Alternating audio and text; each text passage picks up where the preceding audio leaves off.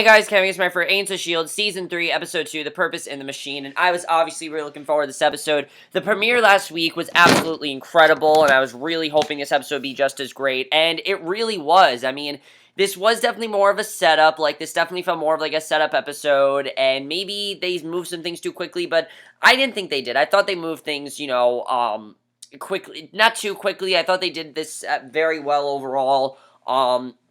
Things did happen a bit quicker than I thought, but I think it's just because there's so much stake at season that the things that they had to get rid of something in order to move on to something else. So let's just get into this episode. There's a lot to talk about. A lot's going on this season, and I really do love that. This show is best when a lot's going on. Honestly, it is. So let's get into it. Basically, we actually start this episode with a flashback to Gluckershine, England in 1839. We see these men dressed as nobles blindly. They pull pebbles out of a bag. All are black but one, which is white, and that man who pulled the white pebble receives gifts from the other to help him on this journey, and he has been selected to undertake. And it's including a sword, and the man nervously walks to a door with a symbol carved into it, and the man is shoved through the door. Then the door is barred, and behind the door is a cell with the monolith inside.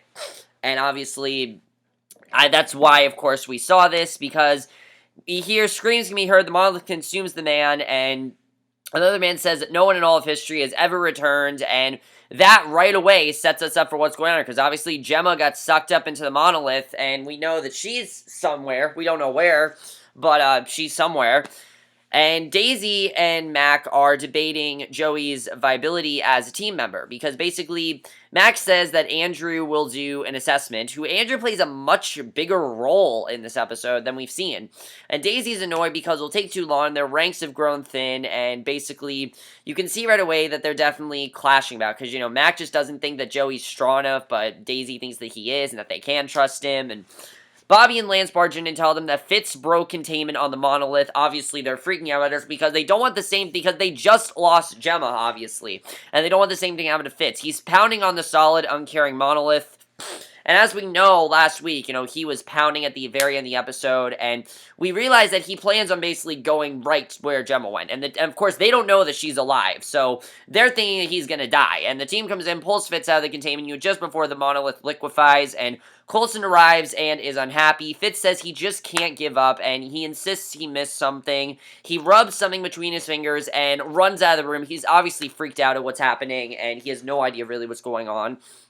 So he pulls up a display, explains the substance on his finger is impossible sand, and he says that the sand is 1 billion years older than the Earth. It must have come from a planet on the other side of the monolith's portal, which is probably where Gemma is on this other planet. And Coulson realizes that this means Gemma is out there, but it's been months, and she's been gone for months, and she could still be dead, but the team is determined to find out for sure, and I like that they decided that they want to find her, because obviously if she's alive, they want to make sure she's okay. And Fitz gives Coulson a list of what he needs, and Coulson says he thinks he can get it, and Coulson lets Bobby know that he knows she's been covering for Fitz, and then sends Lance on a mission, and basically, of course, Lance wants to go after Grant, and that's what he wants to do.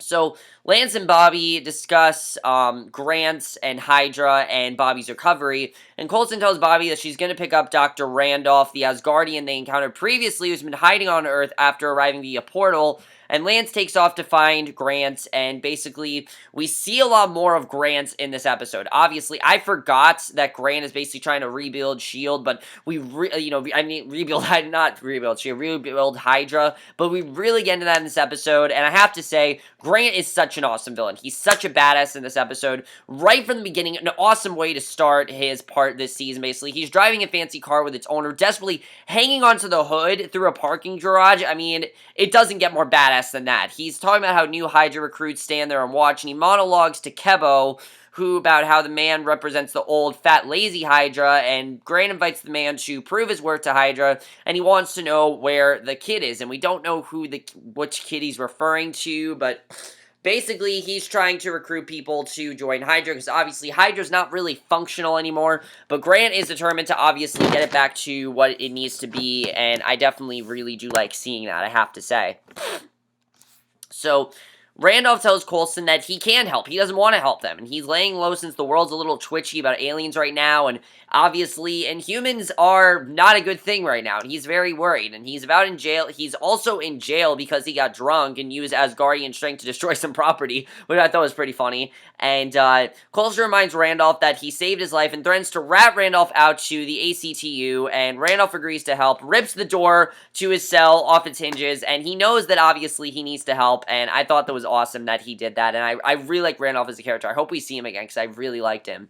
So Andrew arrives on Zephyr 1, and Daisy tries to butter him up immediately, and he sees right through her. She can tell that he can tell that she's just trying to make things sound better than it is, and Daisy asks about Melinda. Obviously, the big question is where the hell's Melinda, but Andrew says that she should ask Melinda herself, because he doesn't know where she went. We thought that she went to Andrew to try to patch things up, but that's actually not where she went. We find out where she went a little bit later, but basically, Daisy points out that she doesn't know where Melinda is, and Melinda is actually at a driving range in Sun City, Arizona with her father, and her father wants to know why Melinda is suddenly Daughter of the Year, why she's acting so perfect all of a sudden, and he says that he's going to try to figure it out, and basically, she was apparently on, like, a vacation with Andrew, but she left to go with her father, and we don't exactly know why she's there yet, but I think it was definitely very interesting that we found that out, and especially because we were expecting her to be with Andrew, it kind of caught us off guard, and I thought it was pretty unpredictable that they did that. I didn't expect that, but I like that.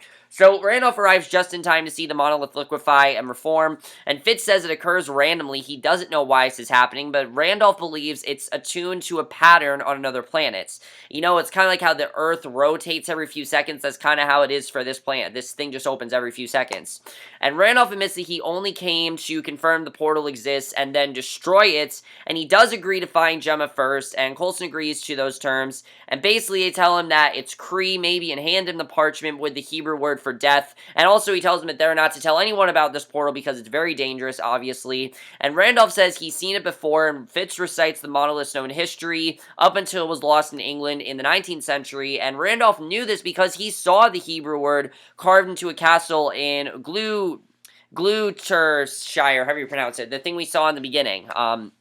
They all go to the plane, and I love the scene where he's like, let's go to the plane, and he's like, can I say that? And then Coulson's like, yes, let's go to the plane. I thought that was pretty funny. So, basically, they head out, and Ward and Kev are then watching a young man partying on a boat in a dock, and Grant says that the young man needs to see the world for what it really is, and he says he can open many doors for them, and clearly he has a lot of trust in this guy. We don't know who this guy is, but he has a lot of trust in him, and basically Kebo swims onto the boat, lets rats loose, scaring the guests, and Grant fights his way through bodyguards and onto the ship. He knocks out the kid, and that was pretty insane. This kid and him get into quite a scuffle, and obviously, this kid isn't just randomly going to talk to Grant. Grant obviously needed to find a way to get to him, and that's basically what he had to do. So, Coulson and team arrive at the castle, and Randolph says that he was here for a costume ball, and the Hebrew word is on the wall, and Randolph clarifies his translation as death by punishment, and basically Coulson finds it carved, again, above an archway, and I liked how he made fun of the fact that there are S.H.I.E.L.D. signs everywhere, and he says he's tired of seeing them, but then Bobby's like, well, we have a huge S.H.I.E.L.D. sign on the Quinnijet, and it's true, they do have a huge S.H.I.E.L.D. sign on the Quinnijet. I thought that was pretty funny that we saw that, but then he pushes onto a loose stone to reveal a hidden passage, and they go into this hidden passage. They don't know where it's going, but they go in there, and Andrew tells Daisy that Joey needs time. He's not really sure if Joey can do this, but I like what Daisy says to him, that Daisy says they're running out of time, and Andrew warns that desperation leads to mistakes, like Fitz opening a portal to save one life, and basically Andrew says that Daisy's changing, turning into a leader, and that's true. Daisy really is turning into this leader. She's no longer just some computer hacker that can hack into things and works for S.H.I.E.L.D. She is now Daisy Johnson. She's not just Skye anymore. She's Daisy Johnson. She is a leader, and she's taking charge, and he says he understands the need for these secret warriors, which now we know what that is. I mean, we've heard for months they're going to introduce Secret Warriors, and now we know what that is. It's that it's this team that Daisy is making it. I don't know anything really about the comics. I don't read the comics because I like to go into the show and movies fresh, not knowing a lot. So I know, like, the basic premises and things like that, but I didn't know about this. I heard the term Secret Warriors, and I've been wondering what it is, and now we know that basically Secret Warriors is this group that Daisy is the Inhumans that Daisy is using. And it's perfect Secret Warriors, because obviously they don't want anyone to know that they're using Inhumans for their team. They obviously don't want that, because something bad could really happen to them.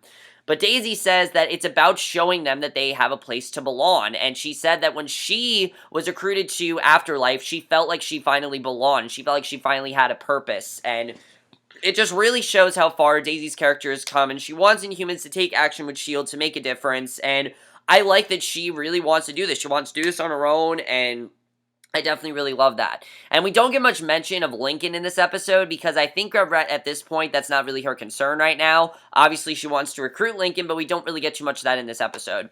Actually, none of that really. So Melinda's then preparing a meal for her father, and he pulls out a box of old trinkets, including a trophy and a photo of Melinda skating as a child, and Melinda notices a shadow pass by outside. She opens the door, puts a knife right to Lance's throat, and Lance is basically there with Melinda, and we don't know why he's there, and we still don't even know why Melinda's with her father, but basically, that was definitely very interesting. And Coulson and team then find some sort of lab or workshop, and Fitz flips a switch, and lights come on, and Bobby then hears water, and another switch opens a door in the floor. The chamber looks like it was meant to hold the monolith, and Fitz believes the machines in the labs could control it. Now, like we said, like Randolph said, that this is probably controlled by something else, and this machine is probably what controls the monolith. Why it controls it, we don't really know. So, when the boy awakens, the boy that Grant knocked unconscious, he tells him that he's taking everything from him, and that he has to earn everything from now on. He leaves Keba to extract the boy's password through whatever means necessary, and we still don't know why Grant is so worried about this guy. Clearly, this guy is very powerful. He sees something in him, but he also doesn't want him to work for them, obviously. We don't really know what's going on there, and I definitely like that mystery. So Lance chats with Melinda. He found her because he was searching for Hydra and found out that she was looking for the same leads. So yes, Melinda left because she's actually going after Grant like Lance is. And Lance wants her skills. And I really like this teaming up. This is a pair that we've never seen interact before. We've never really seen Lance and Melinda have a lot of scenes. But I really like they're doing this. But Melinda says her father needs her, and her father basically we realized that her father broke his hip in a car accident, and they never found the driver, and she's worried that Grant is going after the people that she cares about, and she's thinking that Grant might have caused this, and Melinda insists that she's out, and Lance leaves her with information about his covers if she changes her mind, and he says she's never really out if she's still looking over her shoulder, and that is true. I do kind of agree with what he's saying, that, as long as you're thinking about, as long as it's in the back of your mind, you're never out of S.H.I.E.L.D. Obviously, she wanted to leave because she didn't want to deal with all the drama, and she kind of wanted her own life, and I understand that, but I do agree with, Lance, that once you're in S.H.I.E.L.D., it's kind of hard to get out of it. That's just how it works. So Coulson's team lowers the monolith into place, and Mack and Daisy in the show up. Daisy fills Coulson in on what Andrew said about him, and Mack and Fitz work the machine. Gears start to turn, the room starts to shake, and the monolith liquefies. They toss a flare into the pit to provide light, but it just falls into the portal, and Daisy begins to feel pain in her head, and the gears become locked. Daisy's nose bleeds, the machine breaks, and we really get to see probably what Gemma went through when she went to the monolith, which I definitely like seeing, because of course we didn't know what she went through.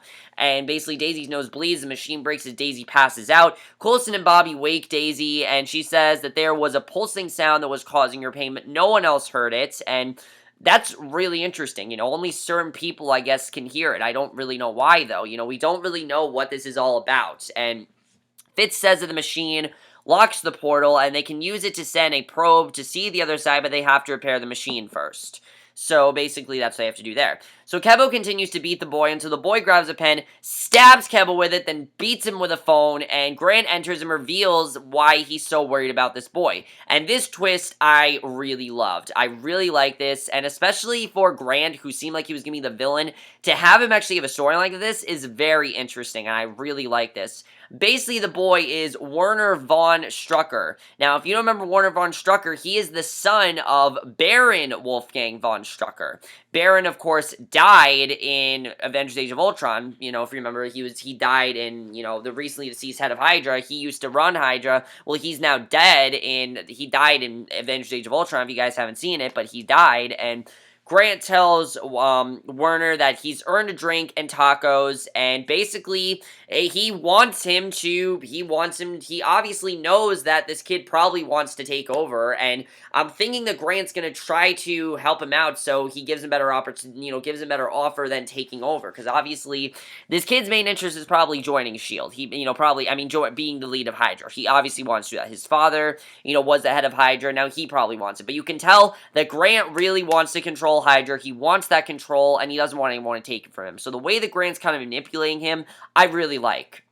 So Melinda's father asks if she's hiding from unfinished business, and she says she just wants to see if she can have a normal life. And her dad says there is no normal when she's hiding a gun in her golf bag.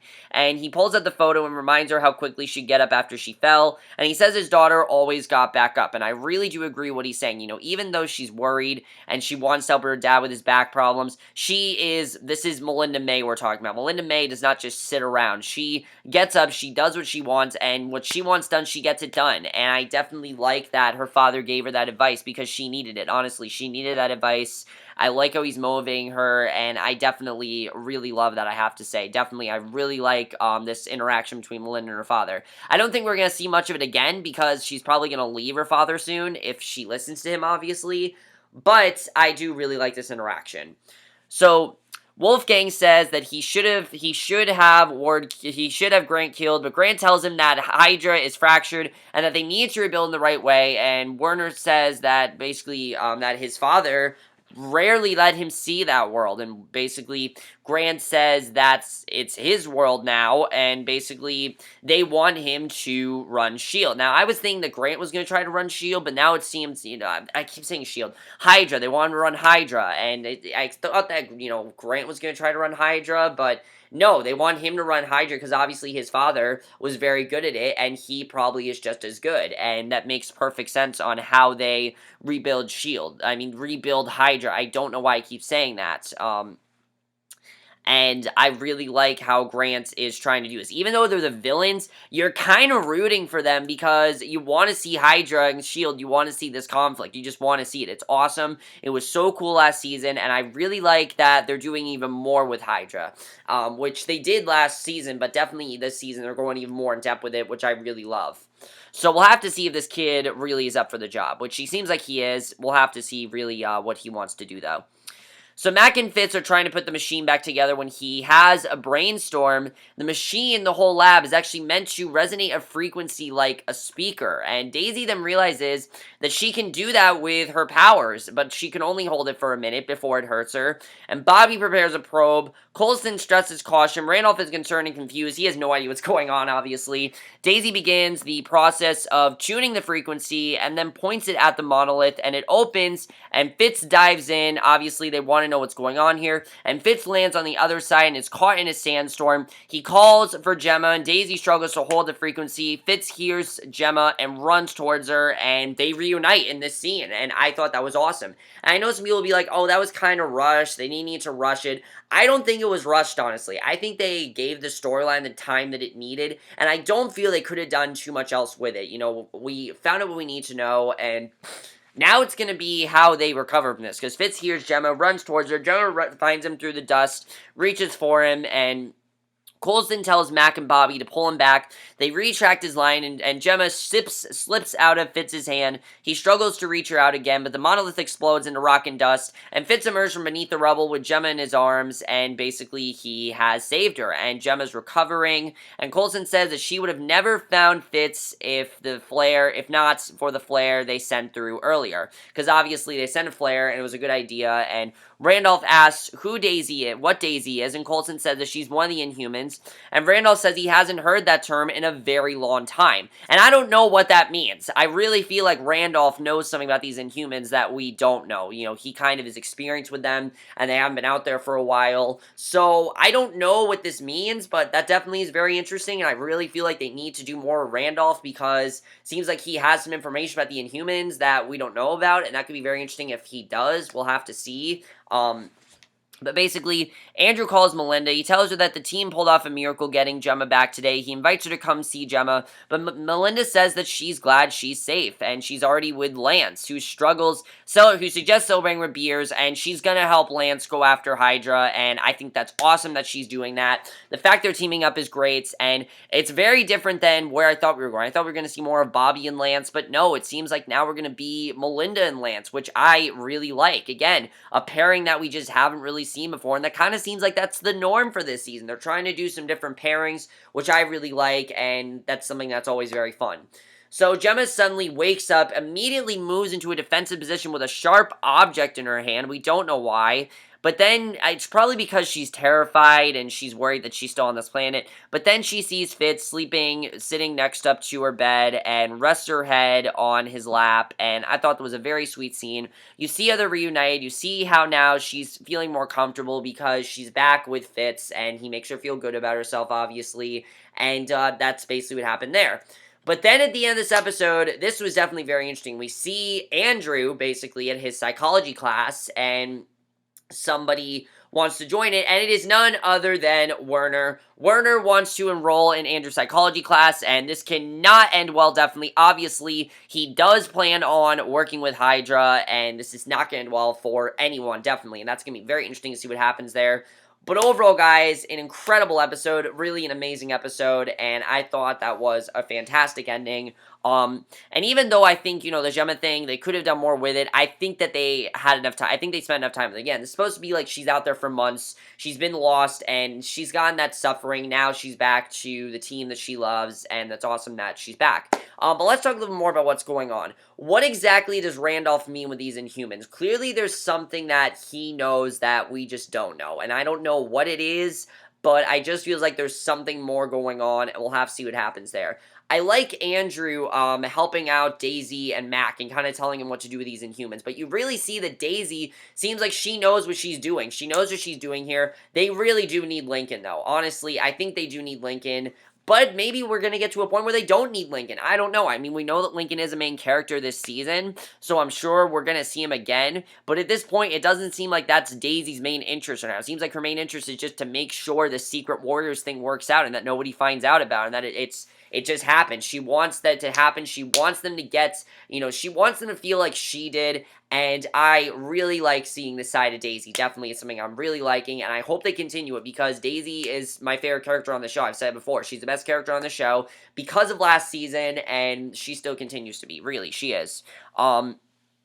Now, as far as Gemma and Fitz go, I think definitely she's going to get to this point where you can see that she's starting to feel more comfortable around Fitz. I don't know if they're going to, start dating or anything, but I feel like she might be starting to get feelings from him. It kind of feels like she was. He was able to help her out, and I definitely really like seeing that. And he referred to her last week as his girl, so there definitely is something there. But we don't know if the feelings are mutual or not, so I don't know if we're going to go through that, but it seems like we are, and we'll have to see what happens with that, definitely. We still don't know exactly what's going on with the Monolith. I don't know if that storyline is completely over. I'm not going to say it is over. I feel like Randolph, there's still more going on with him that we don't know, and I like seeing Randolph as a character. I hope we see more of him because I really do like him in this episode.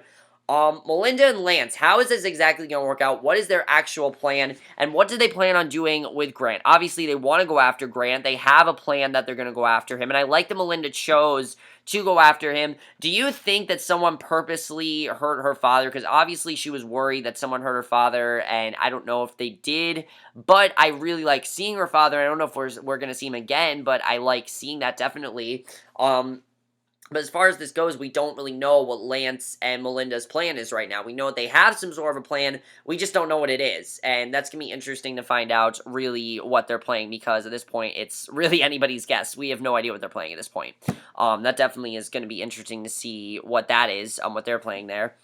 Now, as far as Grant and Werner go, Werner obviously seems interested in joining Hydra. Here's the thing, though, that I'm kind of thinking. To me, it seems like Grant wants to run Hydra. I feel like he is kind of playing Werner here. Like, he's kind of doing a bit of reverse psychology. He's thinking Werner, he's telling Werner, oh, you know, you're gonna run Hydra, and it's gonna go well. But I think Grant really does want to run Hydra. And don't get me wrong, I think he does want Werner there, but I definitely feel like he wants Hydra. He already feels like a leader. He already feels like he's the one that's leading this movement, and I think either way, Grant is going to make sure he's victorious. Grant always does what's in his best interest, and obviously Grant wants to run Hydra, and knowing Grant, he's going to try to make sure that this gets done. That's just how Grant's always been, and I do see that happening here. I don't see anything playing out differently. I definitely see Grant. I wouldn't be surprised if next week we have a scene where Grant basically tells, basically goes up to Kebbell and says, oh, this is just reverse psychology. I really want Werner to be here, but I actually want him to,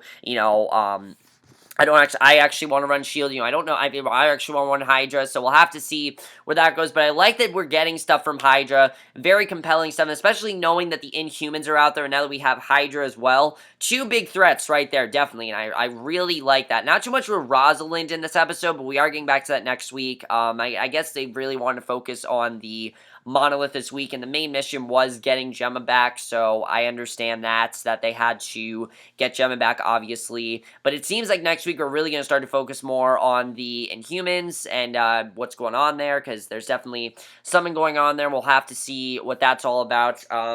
Will Grant actually rebuild Hydra? I mean, they have 3 people right now, so do you think people will actually be interested? I feel like because the Secret Warriors are out there, because the Inhumans, they don't know that S.H.I.E.L.D's working with them, I do feel like they're going to try to get more people. They might be able to even recruit some Inhumans from Hydra. I mean, that would probably make sense. That would probably be the right thing to do, get some Inhumans in there. Gordon seemed like he was going to go there. If Gordon was not killed last season, Gordon, I think, would definitely be a contender for going to Hydra. I can't think of any Inhumans offhand right now because most of them died last season. The only one really left is Lincoln and Daisy, and that's really it. The other ones I don't think are still out there. Kara, I'm pretty sure, died as well. I think so. I think she died too, but overall, guys, amazing episode. Really loving this season, I have to say. Really solid season overall. Definitely loving where it's going. I think they're doing a very good job with making the season as interesting as possible. Let me know, also, do you think can they trust Joey? Andrew's saying that you can't, but do you think that they can trust Joey? Obviously, they're going back and forth about it, but I honestly feel that Joey, he needs to show his cards. He needs to show his cards, show what he's capable of, and then they'll know if they can trust him. But that's it for my review. Hope you guys enjoyed. Let me know what you guys saw this episode. I thought this was another great episode. And I will see you guys next week, which will be for tonight's episode of Scream Queens, and I will see you guys for that. Okay, bye.